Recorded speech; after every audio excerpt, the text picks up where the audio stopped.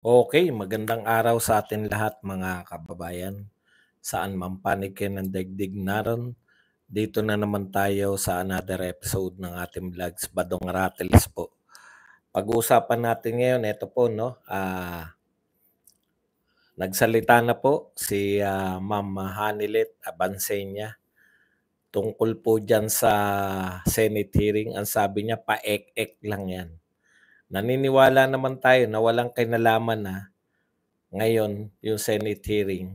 Mamaya papaliwanag natin yan. Kinongratulate din po ni Ma'am Hanilet ang gobyerno ng Pilipinas dahil po sa yan po, no, yung sunod-sunod po na kidnap o ransom, yung pong matinding pagkamatay, yung nalagasan po itong mga Chinese businessman, no, na ayon sa balita, grabe, no, nagbayad na na ransom, ginurgur pa rin. Pag-uusapan din po natin, ito po si Auntie Claire, binanatan po yung sinasabi na yan ni Madam Abansenya. Okay. At yung reaction po ni Chess Escudero, hindi pa po tayo tapos dyan. Tsaka marami pa pong iba dyan po sa nabinbin na Senate hearing. Yan po ang mga pag-uusapan natin, pero bago yan, kung bago ka pa lang dito sa ating channel, mag-subscribe ka na. Dahil ito lang ang tayong channel na may kinikilingan, may pinapanigan, una sa balita, huli sa impormasyon, kaya ano pang hinihintay nyo? Pindot na, okay. Pag-usapan natin, no? Alam po ninyo, ano man ang paniniwala ninyo tungkol po dyan sa Senate hearing. Totoo po yang sinasabi ni Ma'am Abansenya. Paek-ek na lang yan. Kasi naroon sila sa Netherlands, di ba? Ang tanong sa kanya ng reporter, kumusta po? Akala nga ni Ma'am Abansenya yung umaasa pa ba sila na magkakaroon ng katarungan? Yung tinatanong ng kung sino man yung nagtatanong tungkol dito sa ICC, di ba? Siyempre, maasa talaga tayo na makakamit din natin ng katarungan. Alangan namang magnega ka dyan, di ba? Ganun talaga. Pero, dagdag pa ni Mama Bansay niya, nung na-realize niya na ang tinatanong pala ay tungkol sa Senate hearing. Wala na yan Senate hearing na yan, paek-ek lang yan. Hindi pa ba nila alam ang tunay na naganap? Di ba? Okay. Wala na siyang tiwala sa madaling salita kay Amy Marcos. Yan yung pananaw ni Ma'am Abansenya. Bagamat totoo yan kasi nakulong na si Tatay Digong. Di ba yung sinasabi nga natin, too late the hero. Pero kami pong mga mamamayan, siyempre, natutuwa kami na may Senate hearing kahit papano, nakikilala natin kung sino talaga yung mga tunay na ano. Alam nyo, yung pinagmumula ni Ma'am Hani Abansenya, Hanilet, ay yung pong nakakulong po ang kanyang asawa, no? Regardless, masama loob, di ba? Okay. Ngayon, kung talaga bang may silbi pa yung Senate hearing sa paglaya ni Tatay Digong, wala na. Wala na po yun. Dahil pinakulong nyo na sa ibang bansa eh. Hindi naman po pakakawalan yan ng, hindi po pakakawalan yan ng ICC, no? Dahil price catch nila yan eh. Pinag-uusapan po yung ICC ngayon dahil sikat po si Tatay Digong. Pero, kaya wala po silbi yan sa ICC. Ano man ang pag-usapan natin dito. Pero tayong mga narito, no, kinakailangan nating at nakita po natin yung katotohanan. Kasi po, lagi po nilang sinasabi legal eh. Wala silang illegal na ginawa. Kitang-kita po natin ngayon na illegal po ang ginawa nilang pag-surrender o yung termino nga ng mga abogado, ano na nga, wag na, yung termino na lang natin, pangingidnap, no? Pag-kidnap kay Tatay Digong papunta sa ibang bansa. O pag-kidnap kay Tatay Digong para isurrender sa ICC. Samantalang, hindi raw natin kinikilala. Alam nyo, punong-puno po ng nung salitaan na walang katuturan, no? Sinasabi na hindi tayo nakikipagtulungan sa ICC, sinasabi na yung ang sinuko natin ay tao, hindi ang bansa. Ang dami pong palipaliwanag. Ang tanong lang po dyan, may nilabag ba sila o wala? Okay. Patunay po na may nilabag sila. Perception po ng mga taong nakinig. Eh kung legal po ang inyong pagkakahuli kay Tatay Digong, ha? Kung totoong legal po yung pagkakahuli ninyo kay Tatay Digong, bakit hirap na hirap kayong aminin yung sino yung nagbigay ng order, no? Bakit pinaiikot ninyo yung tao sa sino yung responsable? Legal ka nyo eh. Kung legal, bakit kayo hirap na sabihin kung sino yung nag-utos kay Marbil? Bakit paikot-ikot kayo kung legal pala? Kaya po lalong nakikita ng tao na may ginawa kayong kalokohan. Kung legal po yan, bakit yung salitang plano, pinagplanuhan, kung legal po yan, di pwede po yung salitang pinagplanuhan. Bakit po pumapasok yung chismis? Di ba? Chismis lang yan, nag-react lang sila sa chismis. Lalo kayong naggagawa ng kwento, lalo pong lumilinaw sa amin na may conspiracy na nangyari at pagtatakip ngayon. Ngayong nasa ICC na si Tatay Digong, panay pagtatakip na ang ginagawa nyo. Simple lang. Masasagot nyo po ang lahat ng pawang katotohanan kung sa tingin nyo legal talaga.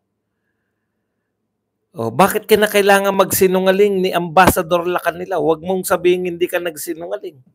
Kahit panoorin nyo po yung tape. Kasama mo, pagkababa pa lang ng eroplano, kasama na nila Canilaw si Tatay Digong. Tapos tinatanong siya paulit-ulit ng mga senador. Hindi mo alam na kung dinala sa korte si Tatay Digong o hindi. Bakit yung korte ang lumapit kay Tatay Digong? Pinapasok nyo yung korte? Para hindi mo alam? Nakalabas ba si Tatay Digong? Nakatakas pa ng dali at bumalik lang uli para magpunta ng korte? Dalawa po eh. Dalawa po yung dinideny nila. No? Dinideny ay dalawa po yung hindi nila kayang sagutin. Kung may nagplano ba nito at saka kung sino yung nag-utos. Kung legal po yung ginawa ninyo, dapat proud pa po yung nag-utos. Kung legal po yan, dapat may award pa yung nag-utos. Di ba? Kasi legal eh. Nakadagit kayo ng malaking tao. Dahil hindi legal, hindi nyo maamin kung sino yung nag-utos para gawin ni Torre yung panghuhuli. Ang pinakamalaking yung pagkakamali, ako sa tingin ko nagkabiglaan sila eh. Sa tingin nila, si Torre na aamin ng lahat. Ito kitang-kita ko. Kumbaga, hindi po to news. Ito po ang opinion ko sa nakita natin, no? Yung biglang nagturo si Torre kung sino ang nag-utos sa kanya, doon po sila nataranta eh. Kaya nagtanong si Torre po, gusto nilang ilaglag si Torre, pero natunugan ni Torre, pananaw ko lang to kanya-kanya tayong pananaw. Halatang halata eh. Di ba? Tinuro sila ngayon. Sila nilaglag ni Torre. Bakit po mahirap sagutin? Sige nga. Pag legal po yung ginagawa nyo, sino nag-utos sa'yo? Si PNP chief. Sino nag-utos sa'yo? Tinuro yung isa. Tinabla sila nung 2 beses silang tinabla nung PTA.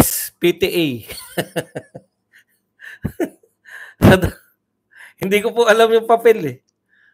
PTA yata yun. PTSC ba? O kung ano man yun. 2 beses. Yung una, yung sinasabi na siya daw yung nag-appoint kay Calvo. PTCP. Dininay niya, di ba? Paano kita i-appoint? Mas mataas ka. I-appoint ka na mas mababa sa'yo. Wala na po sa logic eh. Yung pagsisinungaling nila eh.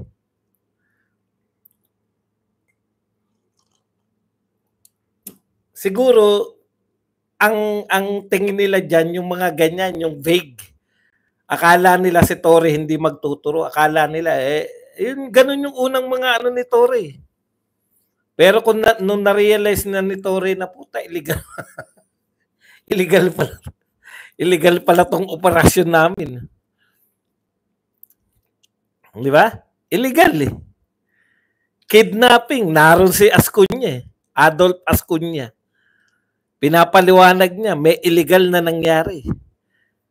Kung isosurrender nyo yan, meron tayong treaty. Wala silang lusot eh. Pag sinabi nilang kinikilala pa nila yung ICC,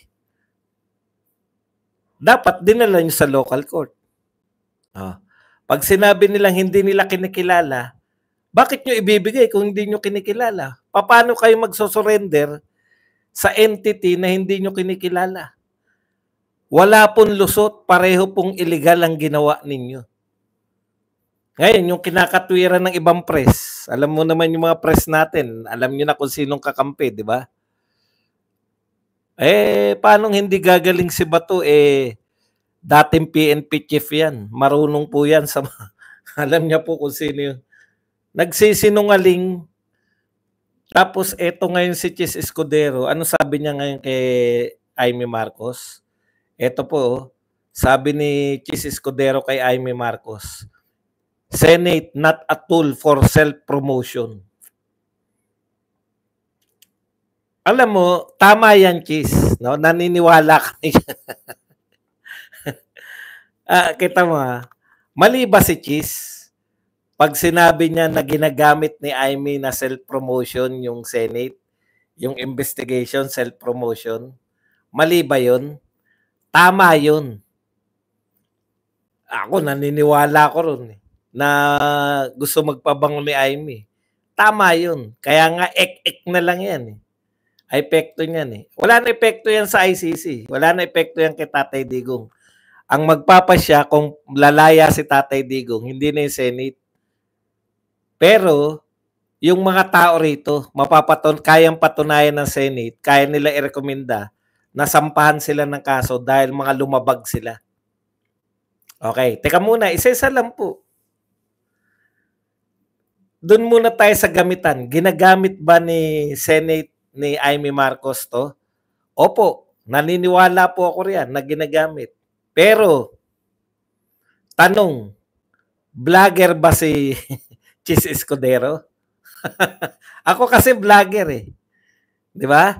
Vlogger kasi ko eh. Kaya kong isipin yan. Ginagamit lang ni Amy Marcos yan. Pero ang tanong, vlogger ba si Chis Escudero? Hindi. Ano si Chis Escudero? Senate President. Ano ba si Senator Amy Marcos? Senador. Di ba? Bakit inappropriate yung sinasabi ni Chis Escudero? Kasi nagpasya yung senador mo. Tauhan mo yan, supposedly. Ikaw ang pinuno nila, supposedly. Nagpasya, napatunayan nila na nagsisinungaling sila Kanilaw, yung ambasador na kalbo. Pasensya na po sa mga kalbo. Napatunayan nila na nagsisinungaling, kaya nila kinontempt. Di ba? Ngayon, bilang Senate President, hindi mo ba siya susuportahan? Hindi ka naman vlogger eh. Na yung pananaw mo eh. Nakita ng senador na binabastos ang Senado. Actually, ikaw ang binabastos. Chis Escudero, ikaw. Wala ka lang yung sense of responsibility. Hindi. Wala ka lang yung command responsibility. Di ba? Kasi waiter ka. Tuta ka lang. O bakit ko sinasabi na ikaw ang binabastos? Ikaw ang Senate President eh. Nagsisinungaling, nakaharap yung mga senador, nakaharap sa taong bayan, nagsisinungaling sila Kanilaw. Kitang-kita namin yan. Ikaw ang binabastos, yung Senado. Magagalit nga kami kung hindi kinuntem sila Kanilaw. Eh. Oh.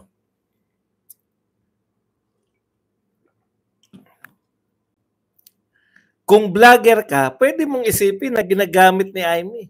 Pero Senate President ka eh. Binabastos yung Senado eh. Show cause order. Pinangangatwiranan ni Chis Escudero na hindi daw automatic.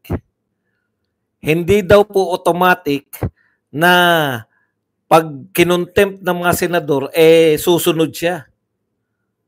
Tama yun kung vlogger ka. Pero kung ama ka ng Senado, ama ka ng Senado eh. Ibangon mo yung Senate as an institution. Harap-harapang nagsisinungaling.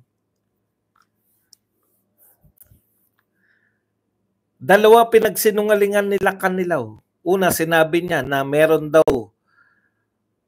yung nakatanggap daw ng legal na suporta sa national kumbaga sa madaling salita merong legal na suporta si Tatay Digong sa naganap na pagkukorte dito sa Pilipinas. Hindi nga dumaan sa korte. Dinerecho nyo nga eh. Ikalawa, hindi raw niya check kung dumaan sa korte o hindi. Hindi mo check na kung dumaan sa korte? Talaga? Hindi mo check? Kaya po nagsisinungaling, inulit-ulit po ni Bato. Binalikan na lang po siya kasi nga ayaw nilang i-contempt. Inutusan mo yata na ayaw i-contempt kasi may sinasabi si Amy na bawal i-contempt eh. Malamang yun yung kasunduan nyo, wag magko-contempt.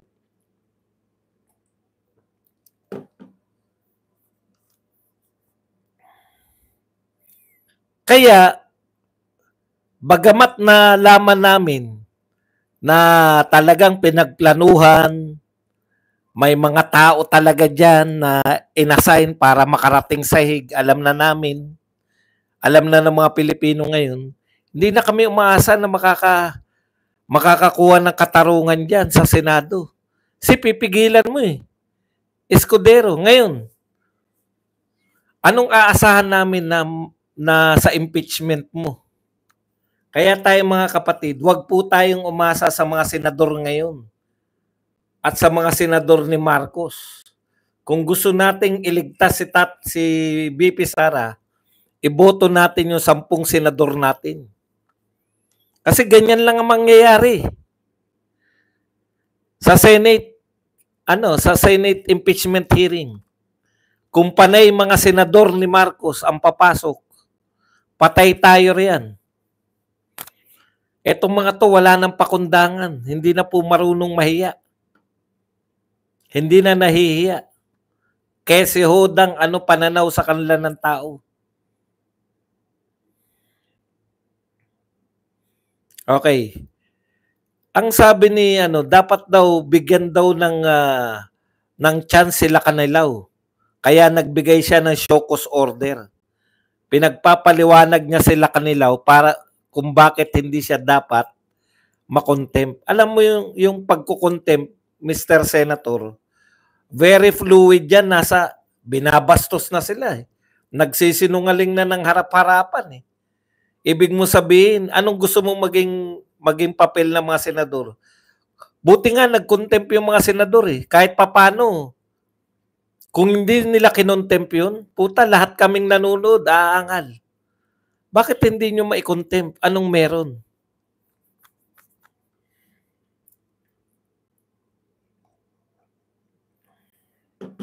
Okay.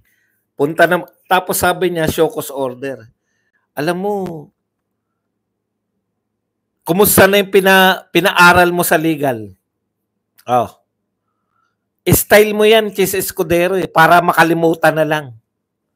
Ano sabi mo nun? Hindi mo pinirmahan yung subpoena kasi ikukonsulta mo sa legal. Ngayon, meron na ba? Asa na yung legal mo? Pinag-aralan na nila ng matagal na pa, ilang araw na nilang pinag-aralan. Pumirma ka na ba ng subpoena? Ganyan yung style mo para makalimutan na lang ng tao. Style mo bulok. Kahit luma na yung kasabihan na yun, style mo bulok. Imaginein mo, nagpapapirma sa'yo ng subpoena para mapa-attend yung mga gustong patinin ni Amy Marcos. Hindi mo pinirmahan. Pero hindi mo sinabi na, hindi ko yung pipirmahan dahil ako ay tuta. Hindi mo sinabi yun. Ano ang sinabi mo? Hindi ko muna to pipirmahan dahil ito ay papaaral ko muna. O ano, kumusta na pag-aaral ng mga taga-legal nyo? Hindi pa rin napag-aralan? Pinaiikot mo kami. Kala mo makakalimutan namin yan. Hindi pa rin pinag-aaralan? Pero nung tinanong, legal ba yung pagkakadakip kay Duterte? Wala nang legal-legal. Hindi niya na kinonsulta. Siya na mismo nagsabi na legal yung pagkakadakip. Oh, di ba? Pero yung magsasabpina, pipirmahan mo yung sabpina, ay papaaral muna natin sa legal. Ang tagal namang mag-aral ng legal ng Senado.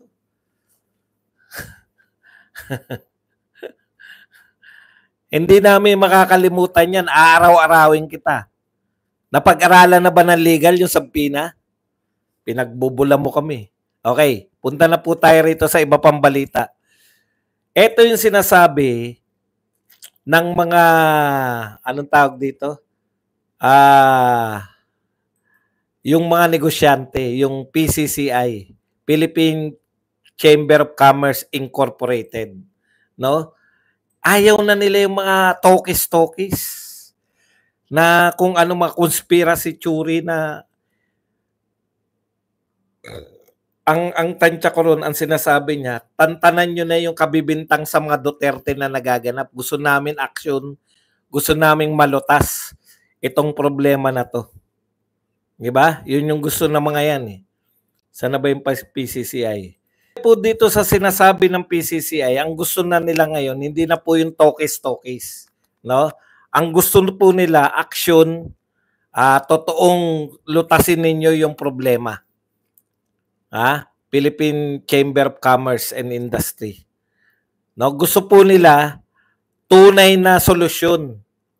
No, kasi meron na pong nadadalawahan na po sila Yung una po yung kidnapping ng estudyante, tapos nagbigay ng ransom, pinakawalan. Ito pong latest na to, isang Chinese-Filipino businessman. Ano po to? Nagbigay na ng ransom pero ginurgur pa rin. Kaya galit po yung mga yan po yung sitwasyon. Ngayon, kanina si Auntie Claire, tinanong po kay kay Abansenya, 'di ba? Ang sabi ni Abansenya, yan yung gusto nyong gobyerno 'Di ba? Yung hindi kaya yung yung peace and order sa Pilipinas. Hindi naman ganito pero ganyan yung pagkakasabi, 'di ba? Yan yung gusto ninyong yung congratulations. Parang frustration po yun Frustration po yun sa part po ni Ma'am Hanilet Abansenya dahil frustrated po siya at nakulong yung asawa niya. 'Di ba? Ngayon, parang kasama na rin ng pang-asar na yan ang gusto nyo 'di ba? Si Tatay Digong, binibigyan kayo ng peace and order, maayos yung palakad, mga pulis. Yung mga pulis sa panahon ni Tatay Digong, very proud sila na pulis sila. Nilalabanan nila, pulis at militar. nilalabanan nila yung mga rebelde, nilalabanan nila yung mga kriminal, no? Na-appreciate sila sa paglaban sa kriminal, na-appreciate sila sa paglaban sa rebelde. Ngayon po, putya, walang apresiasyon eh. Okay. Kaya, etong, ang ano niya, congratulations. Yan ang gusto nyo eh. Yan ang gusto nyo gobyerno. Parang ganun yung gusto ni Ma'am Hanilet, no? Sarcastic. Okay. Dito po sa tanong na to ng mga isang reporter, hindi ko alam kung taga TV5 ba o basta isa diyan sa tatlong sikat na network yung nagtanong kay Auntie Claire. Dapat ang tinanong nyo, ano pong masasabi ninyo, no? Ano pong masasabi ninyo diyan po sa kidnapping? Kasi yan po yung issue eh. Si Hanilet Abansenya, nag-react lang po yan na may mga laganap na naman po yung kidnapping ngayon. Makikita nyo po yung sabuatan ng media tsaka ni Auntie Claire, media tsaka ng gobyerno, no? Malala na po yan. Galit na po yung mga businessman. Dapat ang tanong nyo, ano po yung masasabi ninyo sa nilabas na statement? Kung ako yun kung ako ang matinong tao, yung problema ng Pilipinas yung lulutasin ko. Pero kung ikaw ang utak mo na media, TV5, kung ang utak mo, ang problema ng Pilipinas ay mga Duterte, yun talaga lalabas sa'yo. Ano pong masasabi nyo? Sinabi po ni Abansenya, galit na naman si Auntie Claire. Ayan ang kinongratulate ba namin kayo nung EJK? Ayun pong lahat po ng sinasabi ni Abansenya ngayon. Frustration yan sa nagaganap sa pamilya nila. Frustration yan sa ginawa ninyo kay Tatay Digong. No? Dapat nga talagang lahat na ng, alam mo kung ganun yung tinanong kay Auntie Claire, kung ako po yung sasagot nun, pagpasensyahan nyo na po at alam nyo naman ang dinadanas ng mga Duterte ngayon. Eh hindi atake siya, Duterte na yan, nag-EJK ba? Kinongratulate ba namin sila sa EJK? Hindi mo kinakongratulate dahil anti-Duterte ka eh. Pero lahat kami kinokongratulate namin si Tatay Digong dahil napayapa niya yung Pilipinas. Alam niyo po, result na tayo. Hindi na po uso yung tuwan-tuwa na sila basta sa mga reporter, sa media natin. Pag nabanata na yung Duterte, lutas na po yung problema eh. Kahapon, o kanina yata, kailan ko binalita yan, kanina, ang sinasabi ko, at the back of my mind, paano kaya nila gagawin to para pang-atake na naman sa Duterte? No? Paano kaya? Katulad niya, wala na kayo kamandag. Wala na raw kamandag yung mga Duterte. Eh, natural. Pero nung may kamandag kami, napayapa po ang Pilipinas. Yung amo mo ngayon, kaya bang payapain yung Pilipinas? Tama yung sinasabi mo, wala na kamandag yung mga Duterte. Kung sa tingin mo ba may kamandag, makukulong ba yun sa ICC? Tama ka naman. Pero hindi dapat natatapos sa pang-asar sa Duterte, no? Ayun yung nakakaya sa inyo. Kung akong supporter ni Marcos ngayon, magtatago na ako eh. Dahil sa kahihiyan. Pero kayo, very proud kayo eh. Very proud kayo na walang malutas ng problema yung amo nyo, kundi makulungan Duterte, sampahan ng kaso yung anak na babae na Vice President ng Pilipinas. Asarin yung mga Duterte. Sabihan na mag-iiyakan na naman yung mga supporter. Wala po kayo nalulutas na problema ng Pilipinas. Very proud pa kayo dahil lang naaatake ninyo yung mga Duterte. Ganun kayo kababaw. Sa totoo lang po, sa mga normal na tao, dapat hindi na kayo kumikibo. Dapat hiyang-hiya na kayo sa nagaganap. Pero dahil hindi kayo normal, talagang proud po kayo. Wala kami nalulutas, ha? Laganap ang krimen, ha? Pero napakulong namin si Duterte. Wala kami nalulutas, ha? 20%. 20% po binaba ng direct foreign investors. 20% ang ibinaba. Wala nang pumapasok na investors, ha? Pero tuwan-tuwa pa rin kami. Proud na proud pa rin kami. Kasi presidente pa rin si Bongbong Marcos. Yun na lang kaya niyong ipagmalaki. Nakakasurvive pa rin si Bongbong Marcos. Sa tingin niyo, ang greatest achievement ni Marcos, presidente pa rin siya. Ang baba, wala nga kayo may pagmalaki. Di ba? Wala kayong mabanggit nga eh. Ano sinasabi ni Auntie Claire? Kaya naman walang makitang achievement yung mga yan kasi hindi kayo nanonood sa PTV4. Nung panahon ni Duterte, hindi rin naman kami nanonood sa PTV4 eh. Para sabihin ko po sa inyo, wala po nanonood sa PTV4. Kahit po nung panahon ni Duterte, hindi pa rin kami nanonood sa PTV4. Pero alam namin na may ginagawa si Duterte kahit hindi kami manood sa PTV4. Alam nyo kung bakit? Ayan, nakatambad oh. Walang tulay, nagkaroon ng tulay. Mabantot, pag dumadaan ka doon sa lugar ng Dolomite, naging pasyalan. Dahil basurahan, naging pasyalan. Nag-apply ka ng passport, 10 taon. Puta, 10 taon. Natuwa ka. Hindi mo kinakailangan manood ng PTV4. Ano ba? Di nga namin alam na may palabas pala dyan, PTV4 na yan. Yan po ang pinakawalang kwentang kahit po nung panahon na si Duterte po ang presidente, hindi pa rin kami nanonood sa PTV4. Pakatandaan nyo yan. Sasabihin, kaya wala silang makitang proyekto ni BBM kasi hindi sila nanonood sa PTV4. Sa buwatan ng press, media, sa buwatan ng media at saka ng gobyerno, banatan lang si Duterte. Ang tanong dun, ano po masasabi ninyo kung normal yung press natin?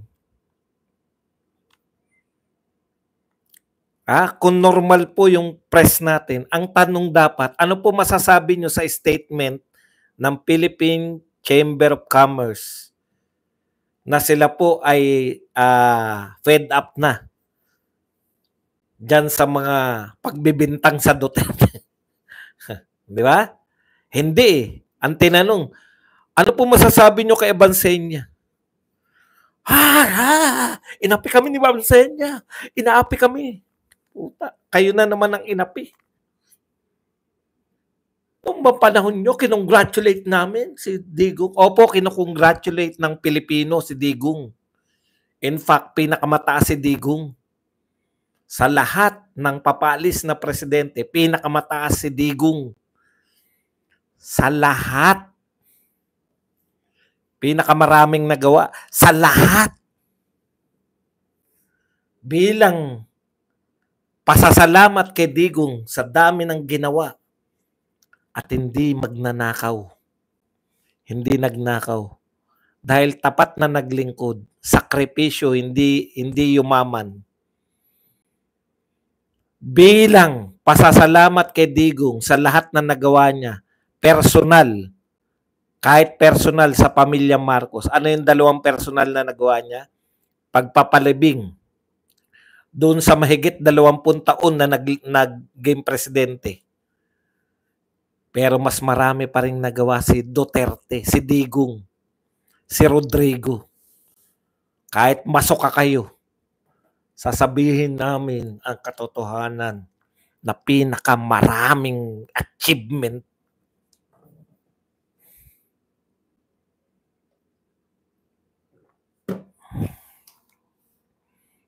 yung tatay, 20 years mahigit. Si Digong, 6 years. Panis pa rin. Partida. 2 taon doon, pandemya pa. Pero bilang ganti, pinakulong natin. Pinakulong natin si Rodrigo.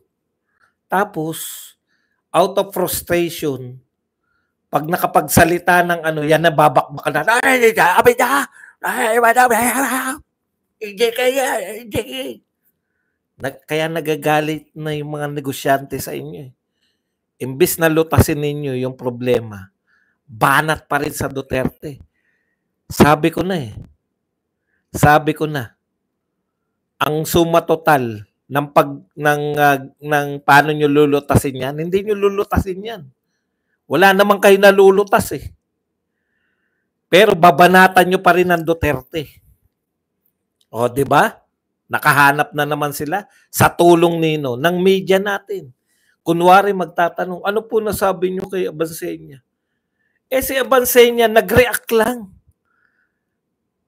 sa nangyari ron sa businessman. Pero yung reaction ng mga business dito sa Pilipinas, hindi mo tinanong.